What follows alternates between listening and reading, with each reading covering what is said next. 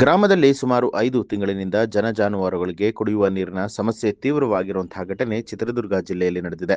ಚಿತ್ರದುರ್ಗ ಜಿಲ್ಲೆಯ ಹೊಳಲ್ಕೆರೆ ತಾಲೂಕಿನ ಚೌಡಗುಂಡನಹಳ್ಳಿ ಗ್ರಾಮದಲ್ಲಿ ನೀರಿನ ಸಮಸ್ಯೆ ತೀವ್ರವಾಗಿದ್ದು, ಅಧಿಕಾರಿಗಳ ನಿರ್ಲಕ್ಷ್ಯಕ್ಕೆ ಬೇಸತ್ತಂತಹ ಗ್ರಾಮದ ರೈತರು ಹಾಗೂ ಮಹಿಳೆಯರು ಉಪ ತಹಸೀಲ್ದಾರ್ ಕಚೇರಿಗೆ ಮುತ್ತಿಗೆ ಹಾಕಿದ್ದಾರೆ. ಈ ಸಂದರ್ಭದಲ್ಲಿ ತಾಲೂಕು ರೈತ ಸಂಘದ ಅಧ್ಯಕ್ಷರಾದಂತಹ ಎಸ್ ಸಿದ್ದರಾಮಪ್ಪ ಅವರು ಮಾತನಾಡಿ, ಚೌಡಗುಂಡನಹಳ್ಳಿ ಗ್ರಾಮಕ್ಕೆ 5 ತಿಂಗಳಿನಿಂದ ಜನಪ್ರತಿನಿಧಿಗಳು, ಪಿಡಿಒ ಅಧಿಕಾರಿಗಳು ಭೇಟಿಯನ್ನ ಕೊಟ್ಟಿಲ್ಲ.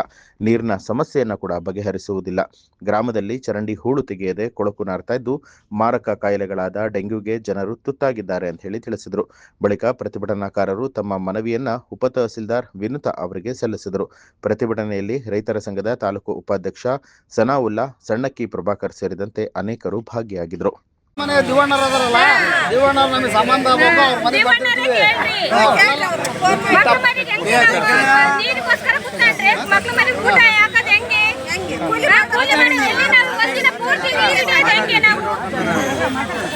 ಈಗ ಕೊಡಗುಳಲ್ಲ ಈಗ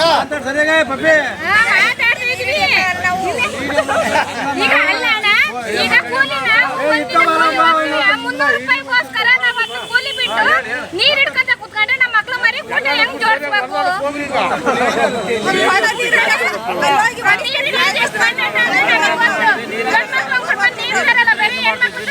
ನಾನು ನಿಮ್ಮೂರ ನೋಡಿದ್ದೀನಿ. ಕೊಡಗು ಅಲ್ಲ, ಬೆಳಗಿಂದ ಸಾಯಂಕಾಲ ತನಕ ಕೊಡ್ಕೊಂಡು ಸ್ಟಾರ್ಟ್ ನೋಡಿದ್ದೀನಿ.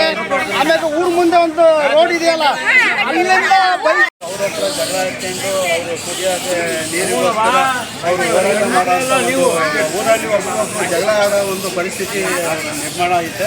5-6 ಕೂಡ ಅವರ ಮನೆಗೆ ತಲುಪಿದ್ರು, ಏನೂ ಸ್ಪಂದಿಸಿಲ್ಲ. ಯಾವ ಒಂದು ರಾಜಕಾರಣಿಗಳಾಗಲಿ ಅಧಿಕಾರಿಗಳಾಗಲಿ ಆ ಒಂದು ಗ್ರಾಮಕ್ಕೆ ಭೇಟಿ ಕೊಡದೆ ಅದನ್ನು ನಿರ್ಲಕ್ಷ್ಯ ಮಾಡಿದ್ದಾರೆ.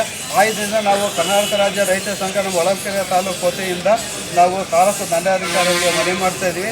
ಈ ಒಂದು ಮನವಿಯನ್ನು ಸ್ವೀಕರಿಸಿ ತಕ್ಷಣದಿಂದಲೇ ಆ ಒಂದು ಕುಡಿಯೋ ನೀರಿನ ವ್ಯವಸ್ಥೆ ಮಾಡಬೇಕು ಅಂತಂದೇಳಿ ಗ್ರಾಮಸ್ಥರ ಪರವಾಗಿ ಹೊಳಲ್ಕೆರೆ ತಾಲೂಕು ರೈತ ಸಂಘದ ಪರವಾಗಿ ತಾವೊಂದು ನಮಗೆ ಮನವಿ ಕೊಡ್ತೇವೆ. ನ್ಯೂಸ್ ಅಲರ್ಟ್ ನಿಮ್ಮಿಂದ ನಿಮಗಾಗಿ.